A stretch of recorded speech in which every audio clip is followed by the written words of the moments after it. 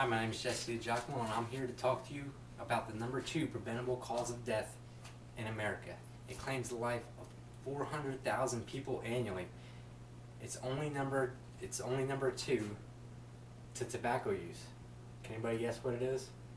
Being obese or overweight.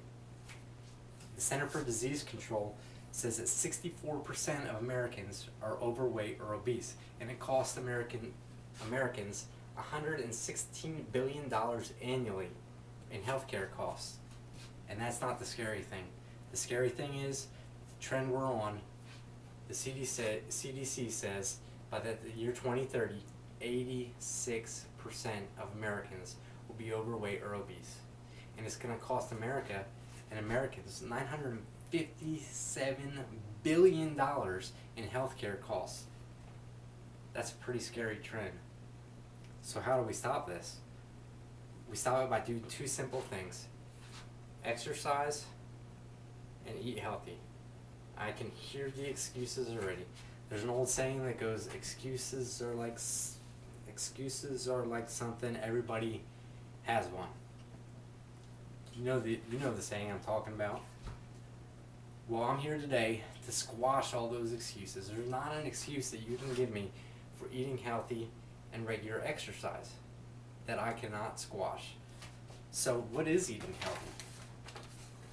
According to mypyramid.gov, eating healthy emphasizes fruits, vegetables, whole grains, fat-free or low-fat milk, and milk byproducts. It includes lean meats, fish, poultry, beans, eggs, and nuts. It must be low in saturated fat, trans fat, cholesterol, salt, and added sugar. Now let's get one thing straight. Eating healthy does not mean starving or eating nasty tasting food. Nasty tasting food, you know, those rice cakes your mom used to eat when you were a kid, when she was on a diet, that tasted like cardboard? You know the ones I'm talking about. That's not the type of food I'm talking about. I'm talking about eating sirloin steak. Who doesn't like a sirloin steak? This is actually healthy food for you.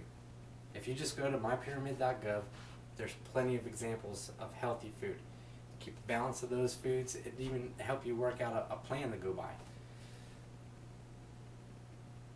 Dieting means starving. No, it doesn't. This is a big misconception. Okay, a good healthy diet will call for you to eat 5 to 6 times a day. Okay, so let's do a little bit of math. If there's 24 hours in a day, you should sleep for probably 8 hours, so that leaves you awake for 16 hours. If you're eating 6 times in 16 hours, that's roughly eating once every 2.5 to 3 hours. Do you really think you're going to starve in 2.5 to 3 hours between meals? Think about it. You're not going to starve in 2.5 to 3 hours, I promise. Another thing is, another excuse that I get from people a lot, dieting calls for me to not eat certain types of food that I enjoy. To me, these diets that call for you to not eat like carbohydrates, say the Atkins diet, these are what are known as fad diets. I like to call them bad diets. Right? You need carbohydrates for energy. Why would you not eat them? This is just something that someone puts out there to make money off of you. You can do your own research, talk to your doctor, your healthcare provider. Your insurance probably will cover it to talk to your doctor about what's healthy for you to eat. Another excuse that I get is it's too hard to maintain a healthy diet. I mess up. Working's hard.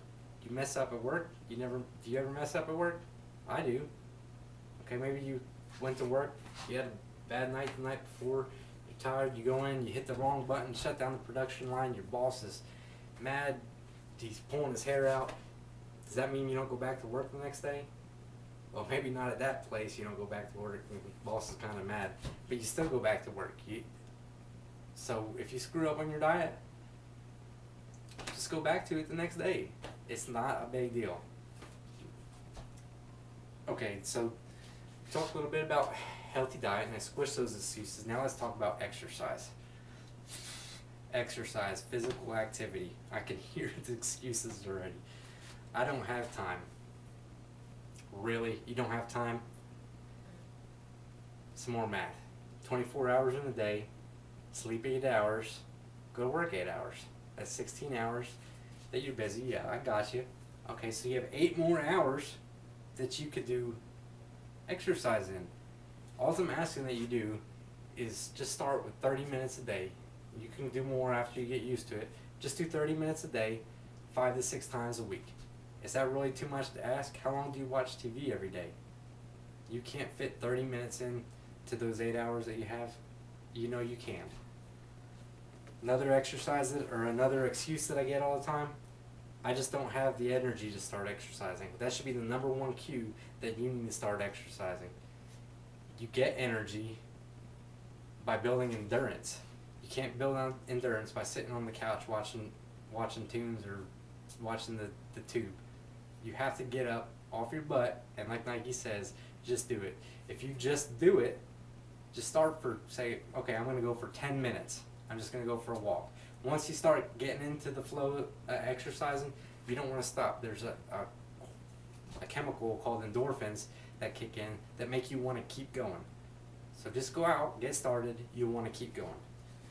Another excuse that I get is that I'm too sore after I get done exercising. Of course you're sore. You haven't been exercising in forever, so you're going to be sore at first. But that soreness subsides, and after a while you start to get used to it. So when you're done working out, you won't be as sore. You're going to be a little sore, a little tight, but you're actually going to feel good. Okay, and then the worst excuse for not exercising is, I don't know what exercises to do. Okay, if you're at work and you don't know what to do, what do? Read a book, research it on the internet, ask a friend, ask a coworker. With exercising, same thing applies. Read a book. There's plenty of resources on the internet. I'm sure you have friends that exercise all the time. Just go with them. You can go to your doctor. You can go to a gym and hire a personal trainer. There's plenty of resources out there. This is not an excuse. Okay, so now that I squashed some of the major excuses that are out there, let's talk about what the payoff is. Americans always want the payoff.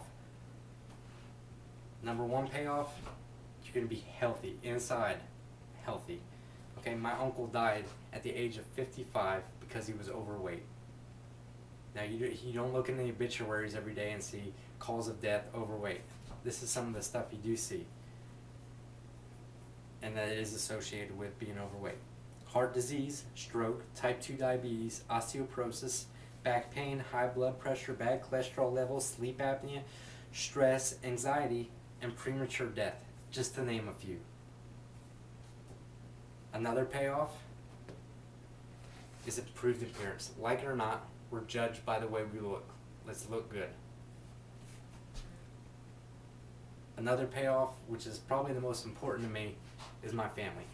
I want to be able to go out and ride bikes with my kid, go play baseball with him, go throw the football to the kids. I want to be able to do that. I want to be able to do that with my grandkids. Don't you want to be around to do that with your grandkids? You want to be around and have the energy to do that with your grandkids. You need to start eating healthy and conducting regular exercise. Probably the most important when we talk about your kids is that they look up to you. If they see you exercising and eating healthy, you won't have to be the one that's sitting alongside the bed of your 55-year-old son and you're 72 and he's in there dying because he was overweight or obese. You don't want to be that parent. You want the best for your kid. Let's set the example and show your kids how to lead a healthy life. So I really believe in my heart that no one wants to be overweight. You can do it. It's not going to be easy, but you can do it. Just squish those excuses, get up, and like Nike says, just do it. All the hard work that you put into it and all the pains and the struggle that you go through, the payoff is way better than anything that you'll go through. I promise. If you got any questions about this or you want any advice on exercising, feel free to get with me. Or if you got any more excuses, I'll definitely squish them for you. Thank you.